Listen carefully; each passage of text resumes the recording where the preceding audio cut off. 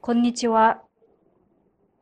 チベットテレビのテストもです。チベット This Week ではチベットやダレイラマ法王、そして中央チベット政権に関する1週間のニュースをお送りします。それではまずヘッドラインを見ていきましょう。アメリカのチベット問題担当特別調整官と大統領特別補佐官がダレイラマ法と特別謁見し、バイデン大統領からの挨拶を伝えました。アメリカとスイスのチベット人がダレイラマ法に長寿祈願法要を捧げました。ベンバシン主席大臣がサラ大学で開催されたチベット文化に関する青年シンポジウムの開会式に出席しました。チベット亡命議会代表団はオーストラリアとニュージーランドでチベットアドボカシー活動を行いました。ネパールで第2回無宗派チベット仏教学者会議が開催されました。スイス・アールガウのチベット人コミュニティがチベット中国紛争解決促進法を成立させたアメリカ政府に対し感謝を表明しました。ダレイラマ法事務所ラテンアメリカのジグメツリン代表は、南インドにあるロスリング僧院から来た僧侶によりブラジルで行われているチベットの神秘芸術ツアーに同行しました。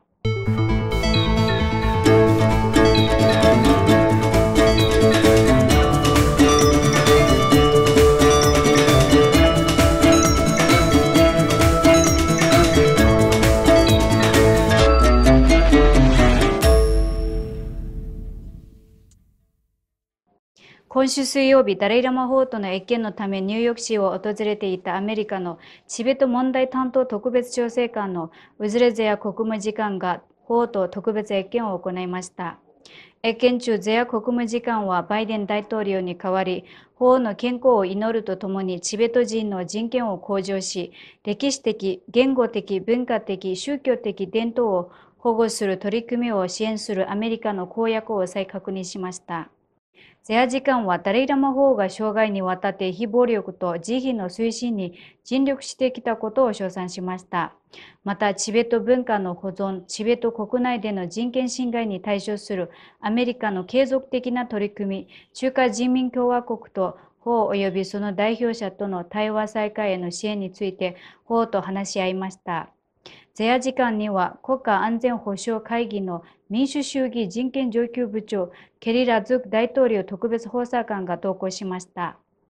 今週木曜日、北米チベット人コミュニティのメンバーはニューヨーク市の UBS アリーナに集まり、ダレイラマ法へ教授祈願法要を捧げました。その後、法王はチューリヒ経由でインドに向けて出発します。チューリヒでは日曜日に現地チベット人コミュニティがハレンスタジオにて教授祈願法要を行う予定です。法王は8月28日にインドのダラムサラに戻る予定です。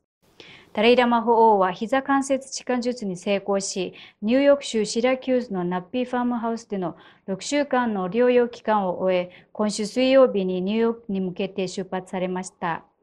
滞在中、特別なケアを受け、スムーズな回復を確保するために、理学療法士と集中的リハビリに取り組みました。ダレイラマ法長は友人であるナピ夫妻に対し、格別なもてなしに感謝の意を表しました。医師らは法の膝のコンディションについて、今後6ヶ月から12ヶ月かけて引き続き改善する見込みであると述べました。今週火曜日、ペンバチン主席大臣がサラコートチベット学大学で開幕した4日間のチベット文化に関する青年シンポジウムに出席しました。シンポジウムはチベット電子図書館の取り組みの一環として宗教文化省によって支援されており、同省の現職大臣であるペンバチン主席大臣が基調講演でこの取り組みについて簡潔に述べ、参加者にこの取り組みを成功させるために積極的に参加するよう呼びかけました。チベット亡命議会議員のケンボジャンベ天神、ツリンドルマ、チュダギャツォ、天神プン族ドリンで構成される議会代表団は、メルボルンでチベット中国友好グループと会談し、ベンディゴにある慈悲の大仏塔を訪問した後、ビクトリア州のチベット人コミュニティと会い、チベット支持者でオーストラリア連邦議会の元元老院議員のジャネット・ライス氏とチベット問題について広範囲にわたる議論を行いました。代表団はビクトリア州議事堂で開催されたなぜチベットが重要なのかと題した対話系パネルディスカッションに参加しました。ビクトリア州議会議長のマリー・エドワーズ議員も出席しました。代表団はオーストラリアチベット協議会の事務局長であるゾイ・ベドフォード博士とチベット情報局で面会した後、オーストラリア国際問題研究所のジョニー理事であるブライス・ウィックフィールド博士と面会し、チベットの厳しい現状について活発な意見交換を行いました。チベット代表団は超党派のオーストラリアチベット議員連盟のメンバーとも会談し、12項目からなる訴えの手紙を提出するとともに、チベットの現状について報告しました。代表団はまた、オーストラリアにある台北経済文化代表省のダグラス・ユーティン代表、ディビッド・ムニッツ参事官、元老院の野党党首であり、影の外務大臣でもあるサイモン・バーミンガム氏とも会談しました。チベット事務所ネパールとその関連団体であるヒマラヤ仏教図書館文化センターは8月16日にネパールのコパンニソ院で第2回無宗派チベット仏教学者会議を開催しました。この会議はネパール全土のさまざまな無宗派のニソ院から集まったニソたちのために特別開催されたもので、主に死体について徹底的な議論と質疑応答が行われました。チューサリンボチェが会議の主賓として、カトマンズのチベット難民福祉事務所のツェプリロパントゥク代表が特別ゲストとして出席しました。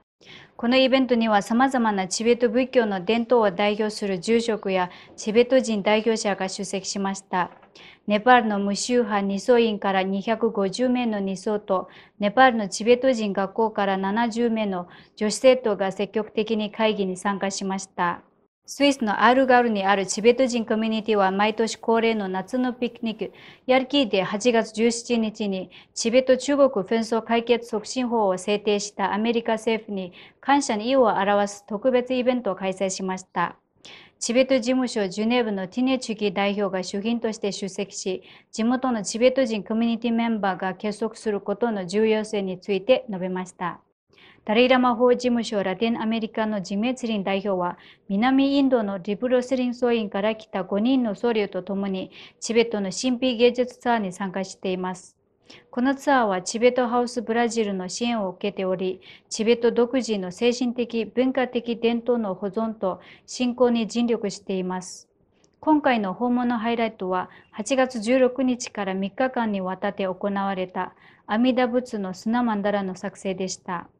僧侶たちはチベット文化の普及と文化間の深い結びつきを深めるために、サンパウロ市、ビリグイ、ガブレウバなどブラジルの他の地域への旅を続ける予定です。これで今週のニュースは以上です。チベットテレビをご覧いただきありがとうございます。